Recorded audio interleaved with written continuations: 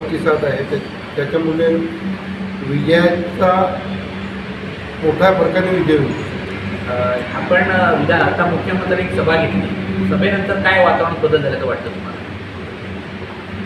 जी मुख्यमंत्री महोदयांची सभा झाली ते आपण सर्वांनी बघितली असलं तर लाडक्या बहिणी आणि युवा आणि परिसरातील जे राजकारणाशी संबंधित असलेली जनता तिथे मोठ्या संख्येने उपस्थित होते. आमचं जे केलेलं जे आम्ही नियोजन ग्राउंड होतं ते ग्राउंडच्या बाहेरही तेवढीच मतदार उभे होते, जनता उभे होती.